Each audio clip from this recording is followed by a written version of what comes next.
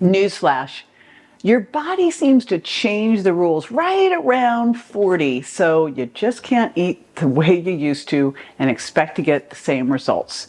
Today, I'm going to spill the secrets of how you can outsmart the hands of times and reclaim that energy and body you had in your 20s and 30s by eating for what your body needs now in 40 and beyond. So you probably heard of soy because of the phytoestrogens, but turns out there's some better isoflavone-rich foods. And when I'm thinking of those, specifically, I'm going to call out tahini, which is made with sesame seeds, and chickpeas are great sources. So hummus is another one, flax seeds and garlic. These are phytoestrogens that can help balance the hormonal fluctuations that start to happen. They can even start in your 30s, but for sure now they're going on in 40 plus. It can also potentially alleviate symptoms associated with menopause, like hot flashes and mood swings. And these isoflavones may have a protective effect on bone density, which is, of course, really important for preventing osteoporosis and fractures. Plus, consumption of isoflavone-rich foods can help support heart health, and they may help lower LDL cholesterol levels and reduce the risk of cardiovascular disease. Plus, isoflavones have antioxidant properties that can contribute to healthier skin by protecting it from oxidative damage. And some research suggests that isoflavones may be able to impact cognitive function and memory, and also have a protective effect on breast health, which of course is particularly relevant for women in your 40s who are concerned about breast health and cancer risk. Plus, these are great healthy foods overall to be incorporating into your diet. Next up, another one I want to make sure you're incorporating into your diet every single day is clean, lean, quality protein. And that is because as we age, we have this phenomenon that happens called anabolic resistance, which means as we age, it is harder for us to go through muscle protein synthesis. We are going to need more protein, not less, as we age. Now, you know protein supports muscle maintenance, it supports strength and functionality, all these things that we have to stay active and to have an independent life. Plus, protein is the most thermic food macronutrient there is. So protein-rich foods take about 25% of the calories when you eat them just to digest and metabolize them.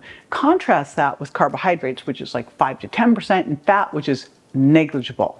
So here's a great metabolic boost. If all you did was take the same amount of calories and move some of the calories away from carbs or fat and put them into protein, that can help you start to lose body fat and also improve not just your metabolism, but also your satiety and your satisfaction. Next up, protein's really important for bone health, and protein can help regulate hormones related to muscle development, fat metabolism, and overall vitality. Plus, of course, we know that protein is the most satiating macronutrient, and what's going to really blow it for you on your diet? Being hungry, right? So it also goes beyond satiety, because there's satiety, and we know that we've got a couple different hormones being regulated by protein. One of them is ghrelin, one of them CCK, these things that will tell your body when you feel full and you don't need to eat anymore.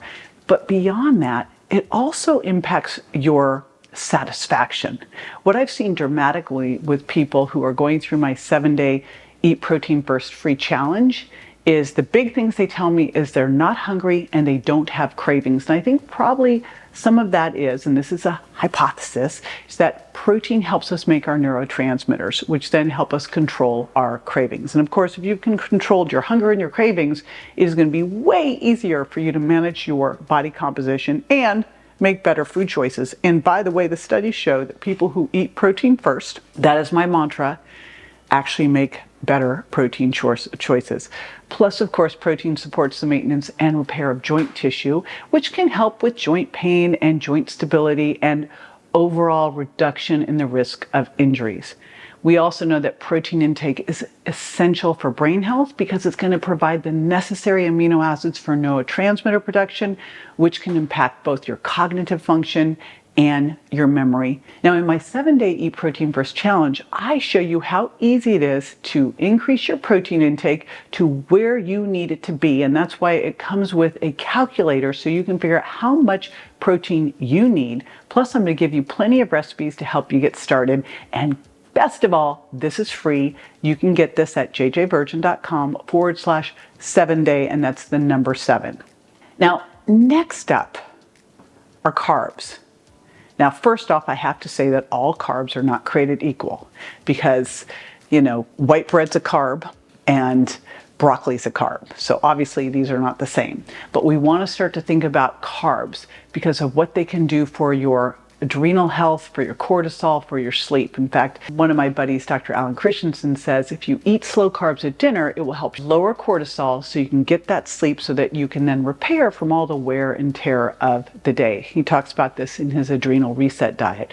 So we want to eat carbs, but what I talk about in my sugar impact diet is, again, all carbs are not created equal. Remember, all carbohydrates turn to sugar except for fiber. It's just a matter of whether we're making them slowly, making that sugar slowly from the food we're eating, or if we're mainlining it. Let's say like we're eating Skittles or a muffin or something like that. So we really want to look at eating carbs as close to nature as possible that has a lot of fiber. So that would be things like, say, a sweet potato that has vitamin C and magnesium that can help regulate cortisol levels. Now remember, I'm talking cortisol here because I find with a lot of us who are stressed or have any adrenal issues, making sure that we get in our carbohydrates first from non-starchy vegetables, then from a little bit, 1 to 2 servings of fruit, especially berries, and then a little bit of slow, low carbs, that we just do better, that it helps regulate our cortisol levels. Because remember, if you've got elevated cortisol, which can happen due to stress, especially acute stress, it's going to disrupt your sleep patterns, which then can mess up, lead to like chronic sleep disturbances, which can then lead to insulin resistance. When you have some healthy carbs in the diet, again, deep green leafies, loads of non-starchy vegetables, some berries, some purple sweet potatoes for the win, maybe some wild rice, some squashes, some legumes. That is going to help you manage cortisol and promote a sense of calm and relaxation and help with better sleep, especially getting a serving or 2 in your evening meal. Let's dig into fiber. And really when I think about fiber, I think of, the prebiotics and probiotics and ferments and everything else that can help the gut. So fiber first.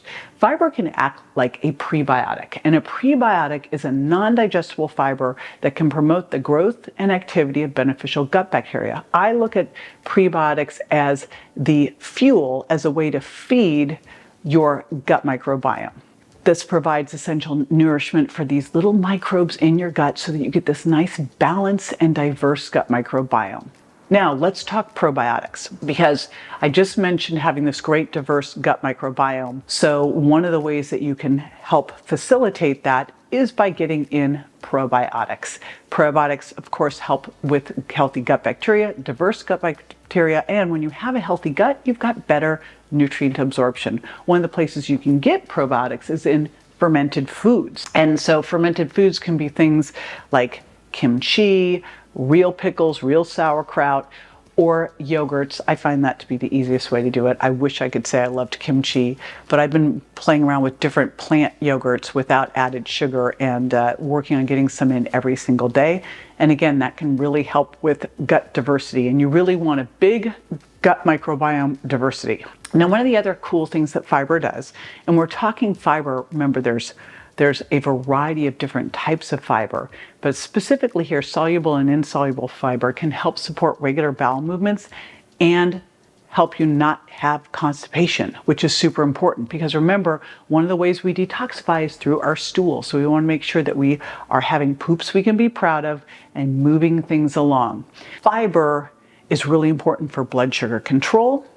Fiber is super important for your weight management because it helps reduce hunger. In fact, when you eat fiber and protein together, it slows down stomach emptying, keeps ghrelin suppressed, so that's fantastic.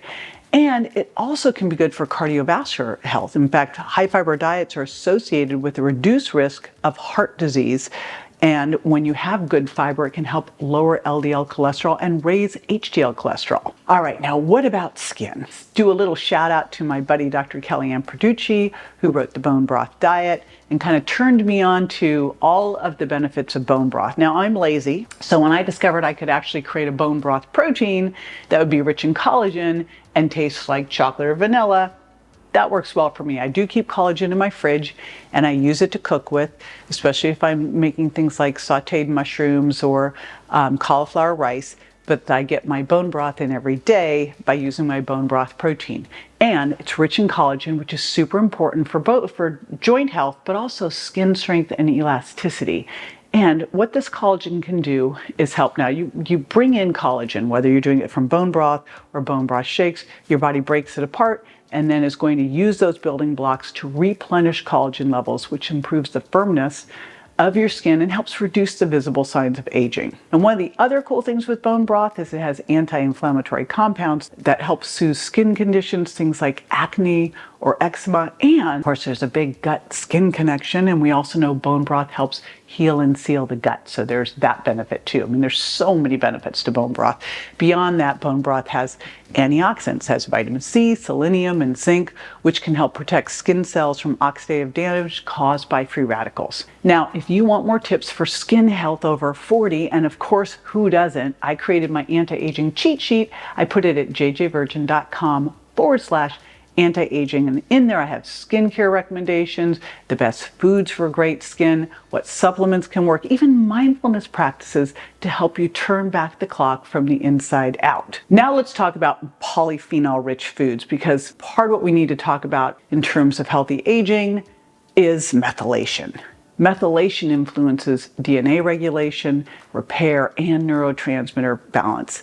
Its processes are like little switches that can affect how our genes and cells function. When turned on or off, these switches can change how our bodies operate and even influence whether specific genes are active or not. So for women over 40, ensuring these switches work correctly can help maintain good health and reduce the risk of age-related health problems. Supporting healthy methylation ensures these switches are in the correct positions to keep our bodies running well. Now, as women age, these processes can become less efficient, potentially leading to a range of age-related health issues.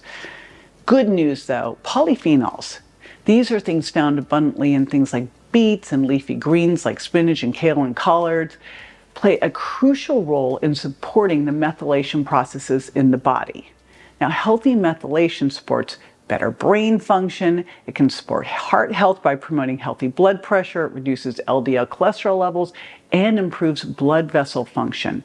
Methylation is also involved in detoxifying harmful substances from the body. Now, when you get good methylation support, which you can get by eating polyphenol-rich foods, you enhance the body's ability to eliminate toxins and maintain overall health. These polyphenols are potent antioxidants that help combat oxidative stress and reduce the risk of DNA damage caused by free radicals. This antioxidant action is particularly beneficial as women age and helps to maintain the cellular integrity and reduce the risk of chronic disease. Plus, bonus, they're also anti-inflammatory. So I want you to think here in terms of polyphenols. This is where you want to think about eating by the rainbow. All of those deep green leafies, all of those different bright colors, all the different berries and the different bright yellows that you're getting from the squashes, all of those things are going to give you a variety of different polyphenols that, as you can see, have a dramatic impact on your methylation. And as you can tell from all of this, diet is a major part of playing full out in your 40s and your 50s and your 60s and beyond. But it's also about what you're not doing too. Now, I recently turned 60 and I've got a lot of life lessons to share. Watch this next video on what I left behind in the last decade for better longevity and the ability to play full out 70s, 80s, and 90s and beyond.